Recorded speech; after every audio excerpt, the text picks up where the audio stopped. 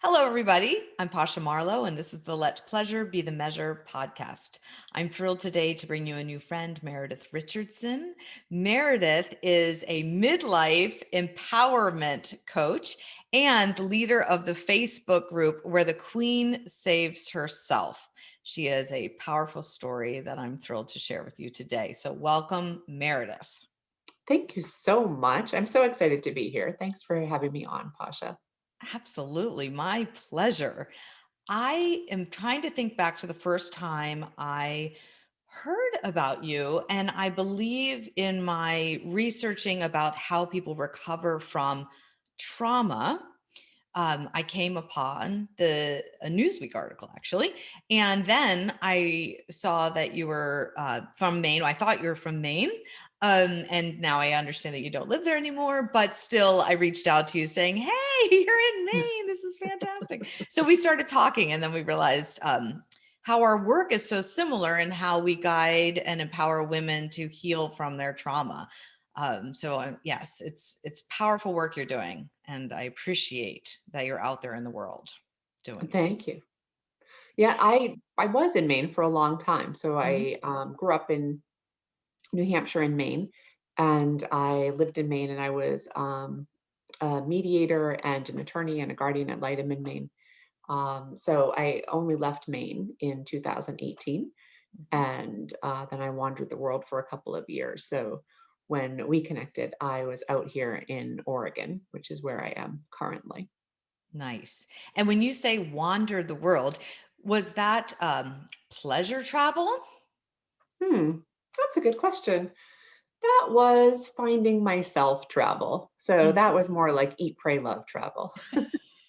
Did it start with something that was heavy and then ended with pleasure? Or because in hers, she started in Italy with the spaghetti, which I'll never forget, with pizza, and then she ended with the meditation. So how did your journey look in your travels?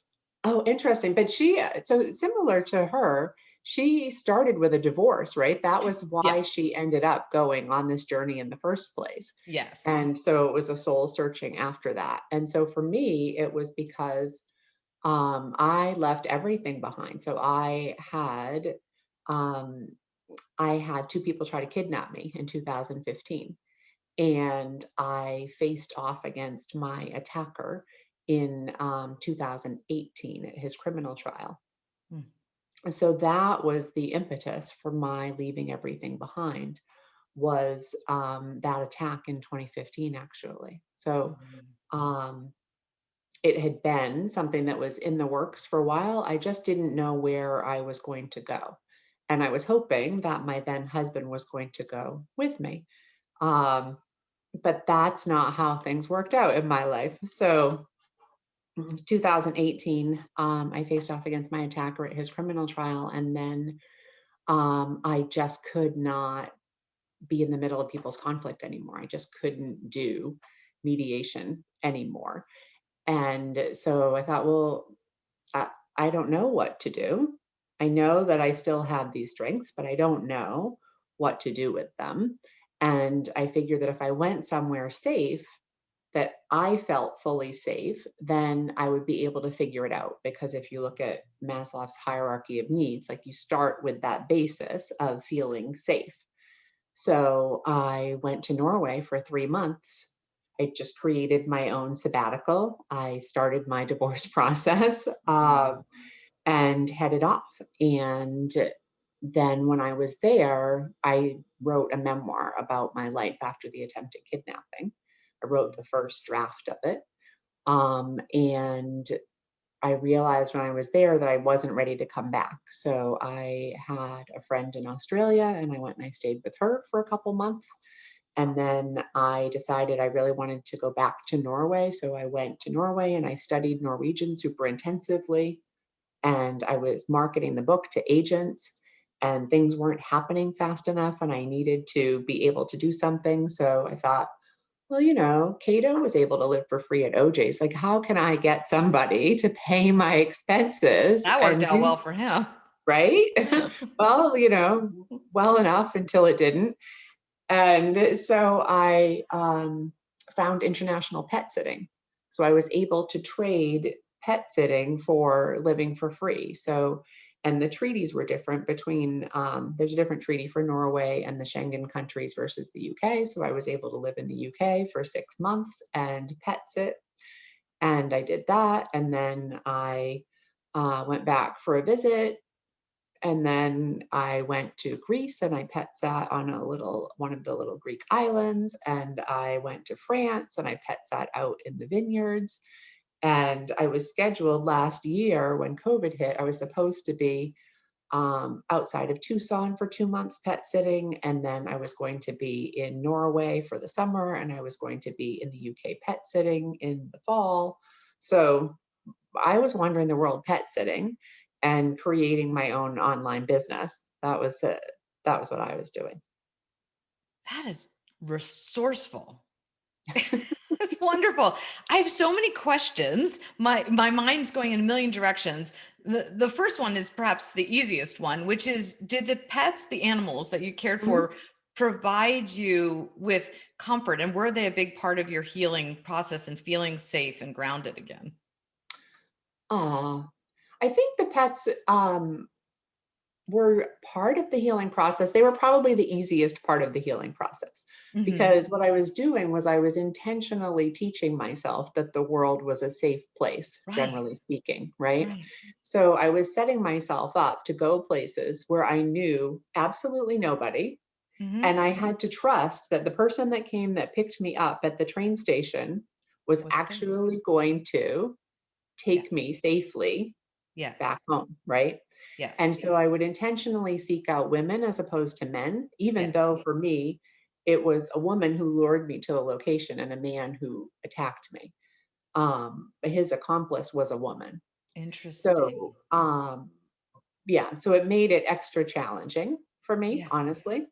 But I also had found I used to travel before the attack, and I had found that I was better able to travel outside of Maine and New Hampshire because nothing bad had ever happened to me there, Yes. right? So Yes. I had been working on expanding my comfort zone before I did this. It wasn't something where I, stayed home for 3 years and then all of a sudden jumped to going to Norway. I had to take the time to build up my comfort. And one of the things that I did was I went to Quebec and I went to Quebec City by myself and I stayed overnight in it's still a convent, but they have so many fewer women that they've been able to convert part of it into a hotel. So it's right in Hmm. the city.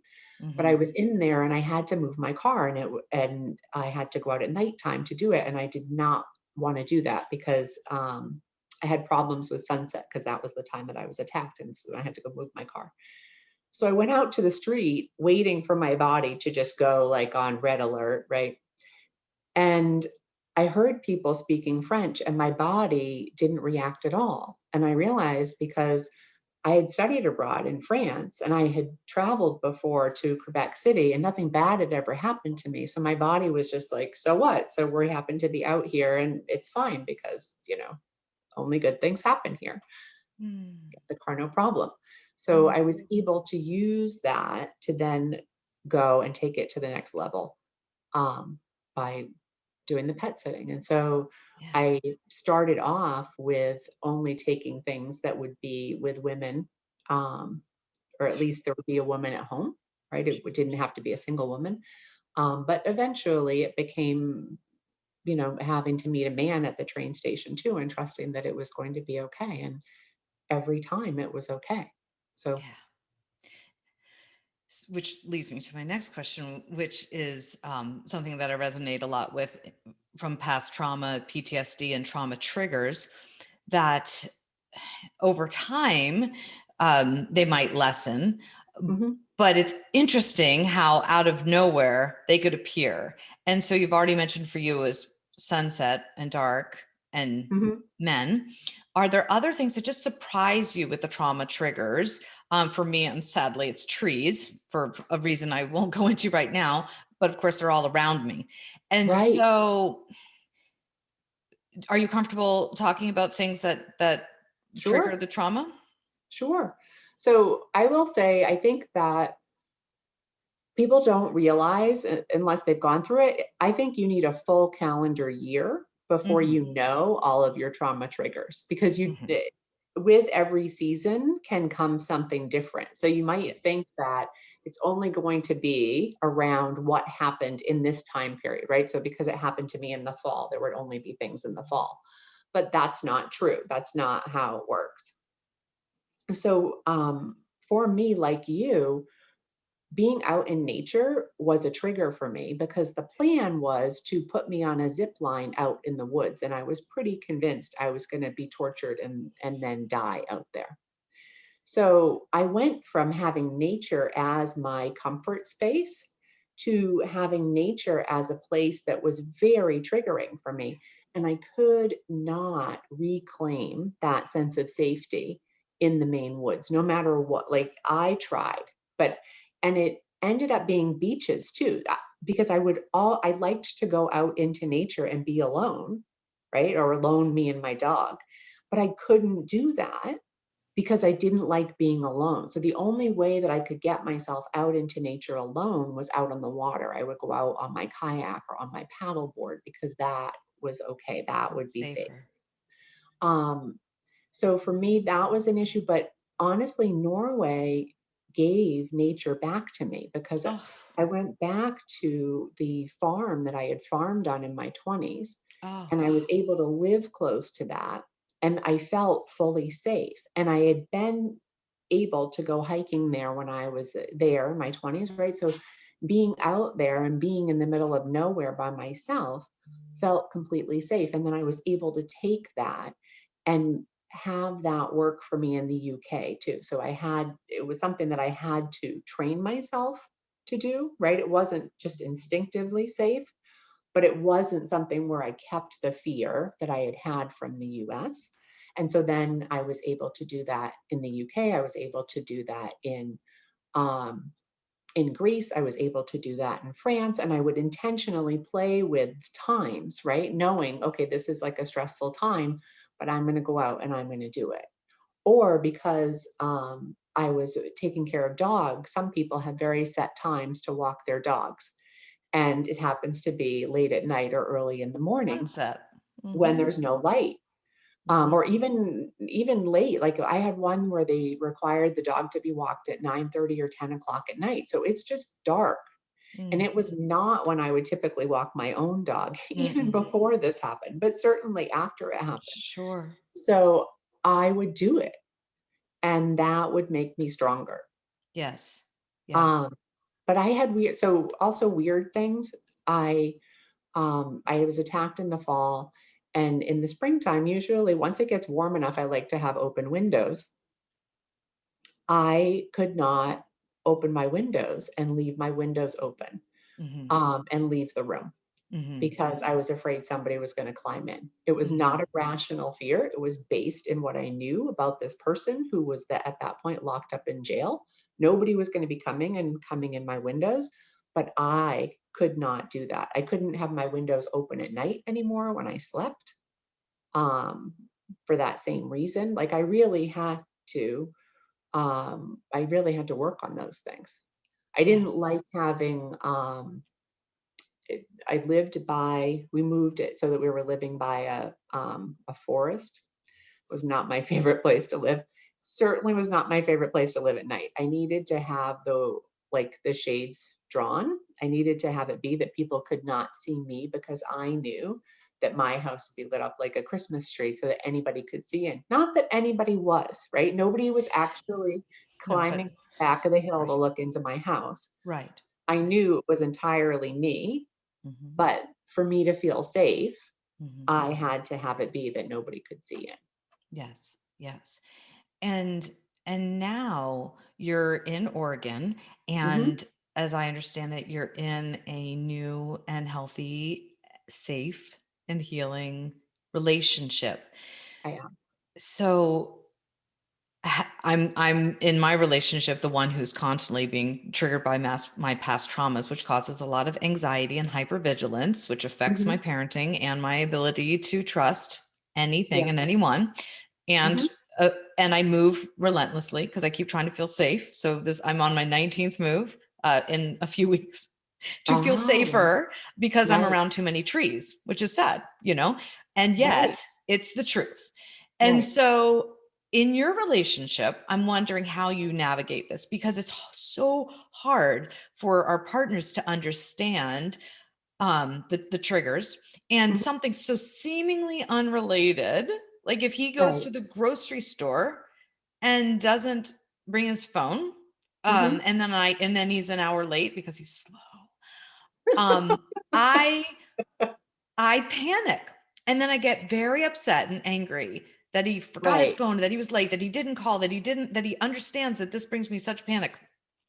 And then he right, gets upset. Like, can you ever, get over this? Can you ever trust me? Or all I did was go grocery shopping, and then we get into a battle over right, the effects years later of right. a trauma. So I'm curious how you navigate that in your current relationship. Oh, that's a big one. And um, honestly, it comes up in so many ways, and it comes up in terms of uh, both of us in different ways. But I can give you an example. I have some neighbors who fight really badly. So when things get ugly, there's just this rage that comes Mm, on with one of them. And that is a trigger for me. Now, for sure. him, all he hears is, somebody's raging next door. Right. But for me, it really like resonates in my body. Oh my God, something really horrible could happen and could be Yes. happening to me, right? So it's a weird one. So it is something where we have talked about it, and um, we've had to talk about it because it wasn't something that triggered him. So he didn't understand why, for me, this was such a big thing and Yeah. why I notice it so much Yes. when he doesn't, right? Um, so it is talking it through that helps with all of it. I Mhm. would say that the other part that comes up for me, honestly, when you were talking about the phone, is I get an abandonment piece that comes up because there were people who were not there for me. Like I had always been somebody who was there for other people. And I thought that when this happened, right, all the goodness that you put out in the world comes back to you, not always right when you need it. Not always, right? So there were people that just I wasn't able to give them what they needed anymore. And so I wasn't of service to them Yeah. anymore. Ouch. Or, I get that. right. Mhm. Or they just needed me to be the old me and tend Mhm. to their needs and Mhm. not tend to mine. And Mhm. so there was just this expectation I was going to continue to be who I was before, which was I, I was a superhero in my own head. Like I was a rescuer, right? So I was always tending to everybody else's needs and pretending I didn't have needs. But when I did have these huge needs, a lot of people weren't there for me. And so what can come up for me is feelings of abandonment over stupid stuff like having to work late because it's that I mean that was what ended up happening at the end of my marriage. My ex-husband, he was really good for the first year, but the last year of our marriage was really bad, and he was really angry that I never got like back to normal. Mhm. Mhm. And he wasn't like he would say he wasn't mad at me, he was mad at the person who attacked me. But at Mhm. the same time, the person who attacked me wasn't present to be mad at. Right. And so he would be around me and be mad. The rage would come And out. Mhm. right. And then the last year of our marriage, he was sleeping out every weekend. And I could Mm. not get him to stop doing that. Mhm. So that had its own layer, Mhm. right, of pain that Mhm. can come up in terms of if I don't have, if I, yeah, if I feel like my boyfriend is distant and I can't get to him, it's like not just dealing with his distance. It can be dealing with his distance because of how I was treated by other loved ones, because Yes. I was seen as not enough anymore Yes. as a result of what happened to me. Yes. And we bring all of these experiences and traumas and limiting beliefs and all of it with us to each relationship. And it makes Yes. people nervous to leave their current relationships, even if they're unhealthy, because they figure who else will possibly accept or love me given all of Right. this trauma and these quirks because of it Right. that come up. And that's where the heroic self-love comes in, and Right. embracing ourselves. And I assume this is where you came up with the title of your Facebook group, where the queen saves herself, because the only life we can save is ourselves when it comes down to it.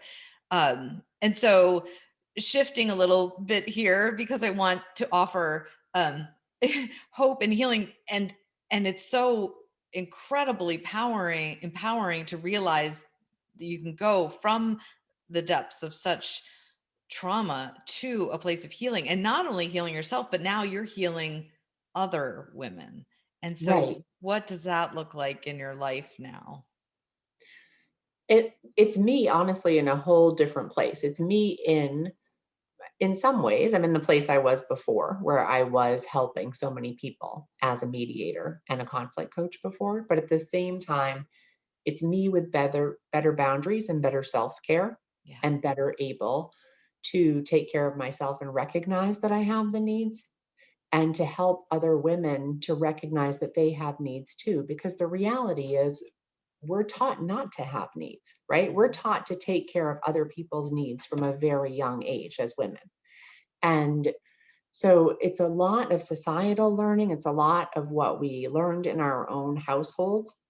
But there's this piece where we are taught as women to be rescuers. And so when I created my Facebook group, I I chose that title because that was what I had to do in 2018. I Yes. had to save myself. Nobody else was coming to rescue me, Right. and I had to do it. Yes. And I think it happens to a lot of people at midlife, right? It really is something where when you see people make a violent course correct at midlife, as opposed to doing just a little bit, Mhm. it's because they are looking to save themselves, right? They Mhm. are saying, my life is so off kilter. And I think that at midlife too, we have this opportunity that we didn't have before. So, when we're teenagers, right, and we're going to be getting ready, what are we going to do with the rest of our lives? And our parents still shape so much of who we are and who we're going to be, that we can end up with something that's very untrue to ourselves, because we're looking to fit in with the teenagers around us. We're looking to have our parents still love us. We're looking for all the external love. And then at midlife, we can just be like, I don't care anymore. My parents don't have that much power over me anymore, right? I'm not in high school. I don't have to deal with all the drama. Like, people can certainly do all that drama, but I don't care, because I only have so much life left in me, and I Yes. want to live it the way I want to live it. Yes. And so it really is this time where you can make amazing shifts. Mhm. Mhm. You have to have the courage to do so. Yes. I find that to be true every day. The midlife woman is my favorite client as well. And I notice that for a lot of women, they wait till their parents have passed away before they Mhm. speak some of their truths. And so there is that still kind of deep-seated fear of abandonment, Right, probably. right, And then I do also notice that there's always a catalyst event, be it an attempted kidnapping or a sexual trauma or a terrible illness or a loss. And I keep hoping that there's a way to speak to the slightly younger generation, that you do not have to wait for this breakdown. But then I wonder, do we? Do we actually have to have that catalyst moment of some breakdown or trauma to propel ourselves and be so fierce and relentless in our searching and our coming back to ourselves? Have you run into women who didn't have a catalyst moment or a trauma and they still found it? I haven't. I don't think I have. right. That's a fabulous question, because honestly, if I hadn't had that catalyst, Mhm. I would probably be still married to Mhm, my ex-husband. I probably would be still mediating, and mhm, I would be doing it uh, when everything went down. I was looking to live in New Orleans half the year and live in Maine half the year because I was tired of shoveling. I had wanted to move. I couldn't get him to move. So I was looking at it as, okay, fine, then I'll just create my own business. So I guess there's always been that part of me that says, yes, okay, fine, then I'll just go do it. Right. If yes, you're not going to help me with this, fine, I'll just go do it. yes. But I would not have gone and wandered the world for 2 years. Mm, mm, I mean, that part would not have happened. I mm, would have been doing it, more, slowly over time. I was actively, starting the process of making connections down in New Orleans to be able to set it up and start to make it happen mhm, when I was attacked. mhm. So I would hope that at this point I would have been successful with that. That would have Right. been the alternate universe that would have happened. Um, And it could be that over time, with my doing it that way, that I could have ended up, also divorcing my husband, but I don't know. We could have made it work. It could have been, Yeah. right? Without that added bit, Mhm. it could have been that all of that would have worked just fine. And I think fine is the operative word there because it probably would have been fine, but would it have led to the deep knowing and hopefully deep pleasure despite the trauma with your new partner or in your new home, and with the travels?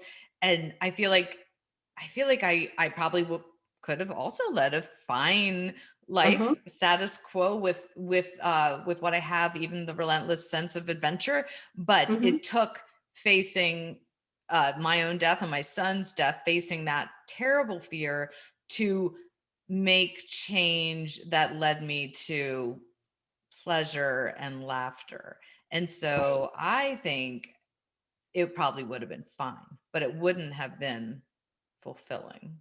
Um, Ah, yeah, I yeah. think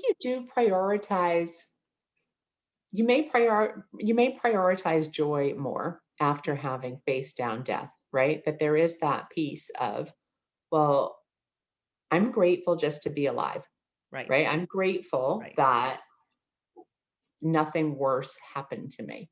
right. And I think that I was naturally a grateful person anyway, but even more so, Mm, right? mhm. I was grateful. So it was just like, why not create the best life ever? And I think that before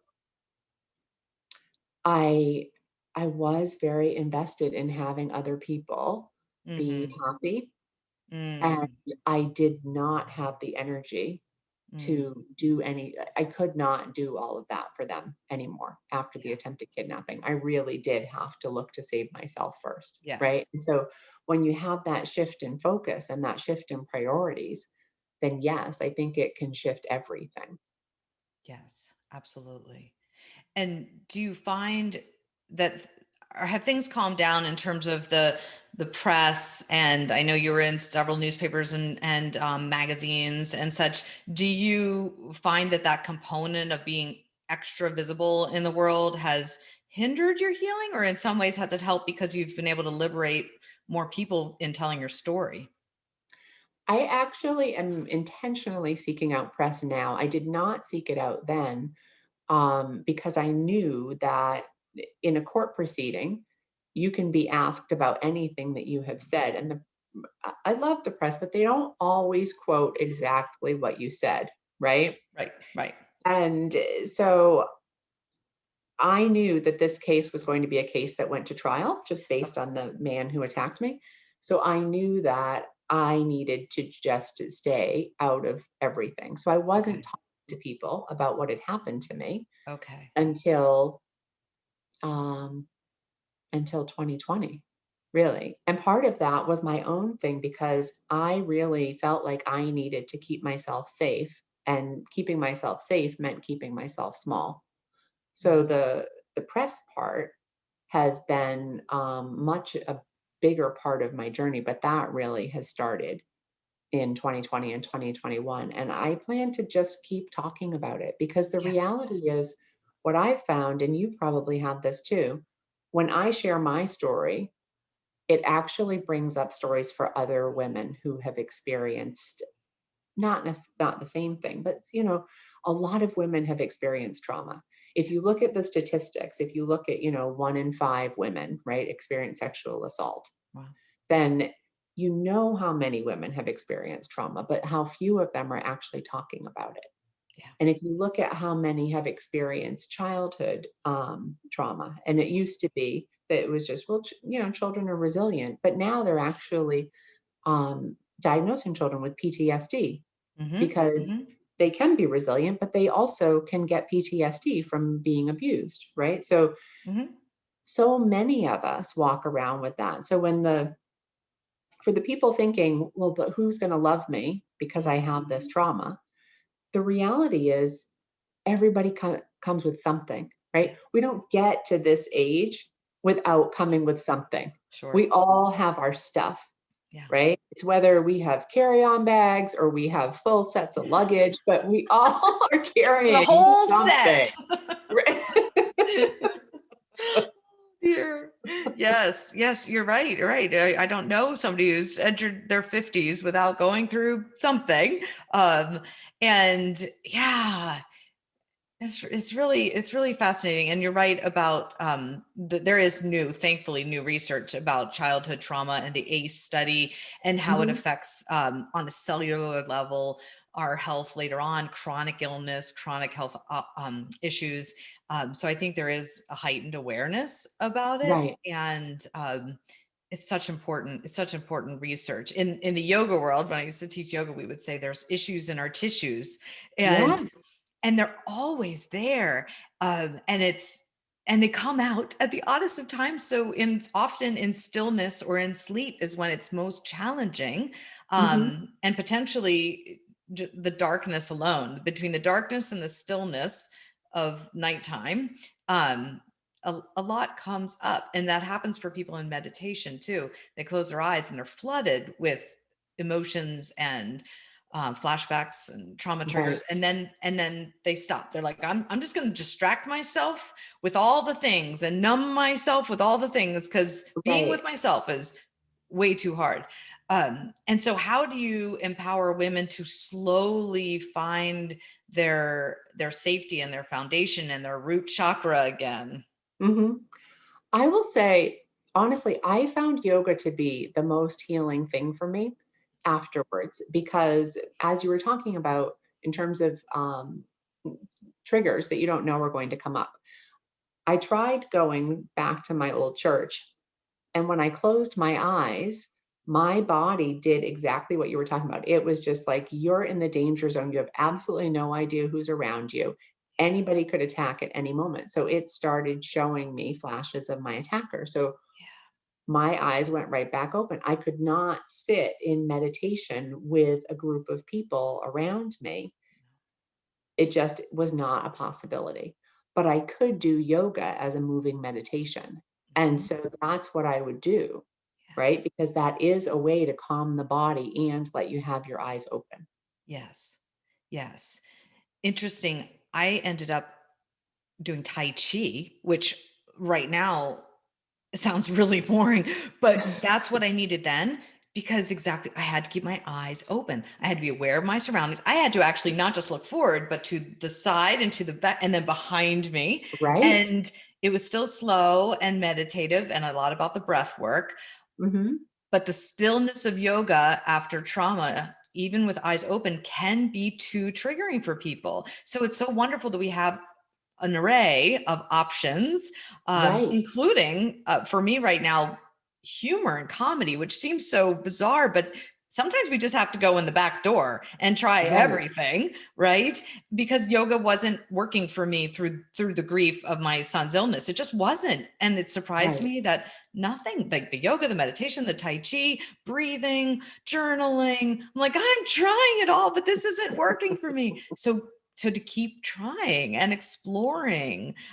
So yeah, I love that you do this work and that you offer the opportunity and the space for women to connect And in that community is where that safe and empathetic space is created, and then they feel open to slowly sharing and releasing their truths and their past traumas. And every Yes. time you do, don't you feel like some weight is lifted off of you every time you speak your story? That's a good question. I don't know if I think about it that way, but I do recognize that it gets easier, right? That Okay. with the telling of it, it gets easier. And I can see too the the shift that people make. So what I would say is often there's a piece of shame attached to the story too. Yeah. And for me, I initially thought there's no shame attached to my story, right? I was protecting kids from a person who was abusive. And 4 months later, he decided to get his revenge on me. I have no shame in that. The shame for me, though, I realized last year was that I felt any fear at all because I had been raised to be a rescuer. I had been raised to be fearless. I was the person who ran into other people's conflict and Mm. helped them, right? I didn't run from conflict. I ran actively toward it to help people. Yeah. And after this, and especially after facing off against him in court, I was afraid. I was afraid after he attacked me. I was afraid after that. And that was just not supposed to be part of who I was. Yeah. And so I realized that was part of my shadow self that so I was actually making my life worse because when I would feel fear, Yes. I would be afraid to show anybody that I felt fear.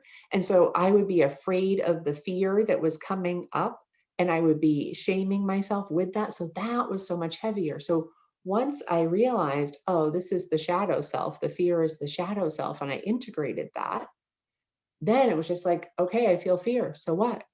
Right. Up until that point, people would say I was brave, and I was like, "I don't know what you're talking about. I don't even know Mhm. what bravery means anymore." Yeah. Because before I did things and I did it without having any fear, and Right. now I'm doing them and I'm filled with fear, and neither of those feel brave. I don't know what bravery is. You're reminding me of conversations I've had recently with the chief of police and firefighters. A similar dynamic. We go into the fire. We're Mhm. and then people call us brave, and this is who we are. But then when the fear comes up, there's shame in that. There's shame in feeling fear. So Right. it's an interesting conversation to have, and even more important for people who are leaders and healers and savers and light workers, because of that dynamic of feeling it's in our responsibility to save other people, and Right. that we're fearless, which is so not true. I just did a post yesterday about suicide prevention, and I was revealing my suicidal ideation in 2017, and I was just encouraging people to say it out loud if they had Mhm. experienced those darker thoughts, and then what brought them through. And all Right. the stories are about this, um the shame of feeling pain, the shame of feeling fear, the shame of feeling the darkness, and Right. the people who were leaders had a harder time asking for help and admitting to that need, to reach Right. out and ask. Yeah. Right, and often then they don't get the supports that they need, Yeah. right? Then they're not reaching out because they know they're not gonna get the supports. They haven't built up the supports to even happen, Right. but they don't necessarily have the people around them who Yeah. can handle having them be seen as weak, right? And we Exactly. do have a society too that attacks you Mhm. for that, right? So, Mhm. but the reality is, I mean, we're not that famous, right? So I'm not gonna get attacked for having some kind of issue come up. I'm not at that level. But we can look at what happens with celebrities and the tear down that can happen for people that they just needed some help. Well, Meghan and Harry's interview just recently, how much that brought up. With Yes. people not, whether they're not believing it or they're angered by it or they're embarrassed by it or fill in the blank. Um, they were not held in a safe space of unconditional love and support for sure. Right. Yeah. Yeah. Absolutely. And Mhm. it is something where if you bring it up, are you going to be rejected? And if you were raised as somebody who had to take care of other people's needs, right, other people's feelings, then it's really hard to say, I have this going on. And because you don't say anything, then you increase your level of shame because you don't actually have the conversation like you stirred up, right, with your post. Hmm. But then Hmm. having people say, oh, I've experienced that too. I've Hmm. experienced that too. And so that Hmm. circles us back to when you started and you said about sharing my story. No, I'm going to keep sharing my story because it does enable others to share theirs. Absolutely. Absolutely. It's such a rich conversation, and I want to circle back with you. And I'm in your group. I adore it. How can people reach out to you as a midlife empowerment coach? What's the best way people can reach you, Meredith? So the best way probably is to go to my website, meredithlrichardson.com. But they can also come and join my Facebook group, Midlife, where the Queen Saves Herself. Those are probably the two best ways to Yeah. get a hold of me at this point. Good. And I will be marking at the top of this podcast, trauma triggers. Do you do that Mhm. often in your posts? I feel like everything I say nowadays is a trauma trigger because I'm just speaking my truths, and my truths include trauma. So I feel like I Right. have to like walk around with a disclaimer all the time. Do you feel that way often? I haven't been doing that, but honestly, because in my bio I say I fought off an attempted kidnapping, I'm a trauma trigger from sentence 2 of my bio, right? So So you don't have to put on the top of your post, just says Meredith Richardson, comma, trauma trigger. Maybe I'll yeah. just embrace that. Yeah, because right, I'd have to put it on every podcast episode. Maybe I'll just call the podcast trauma triggers and get it over with. Oh my goodness. I find it's less triggering than a lot of the shows on TV, truthfully. I mean, Oh, so our the conversation news. about it is going to be much less triggering than if you were to watch, Law and Order or something like that. I mean, there are Sure. so many things that involve somebody getting hurt by another person. Yeah. Yeah, I hardly can read a book or watch a movie anymore, including the news. And so, yes, I rather prefer talking to people who have made their way through the trauma to the other side, and then are making it their purpose and passion to help others. I think is the most beautiful blessing and gift of it, that can be celebrated. So I appreciate you coming and talking with us and sharing your story. And I appreciate the work that you do. I appreciate the work you do too. I mean, you're bringing laughter and joy into people's lives, and that's all part of creating your best life. I mean, that's the part that I see missing for so many is that they don't factor in joy as an essential part of life. And so you've Mhm. taken that and you've run with that and you're like, "Here, let me show you how to laugh." Yeah. And it's and for those that are watching, given now that you know that I have a lot of trauma, accessing pleasure and joy and humor does not come easily, but luckily with practice, like as anything, it can become part of your habit and your routine. And so it's teachable and learnable. I don't know if that's a Mhm. word, but anyhow, it can be taught, which to me felt so freeing and liberating. And it's my pleasure and honor, privilege to teach that to other women. So thank you all for coming. And if you want to reach out to me, feel free to visit my website, of course, pashamarlow.com, or email me at pashamarlow.com. Um, and I have some offerings from one-on-one coaching to Roar with Laughter, which is the healing with humor work that I do, where we tell our trauma stories on a live comedy stage.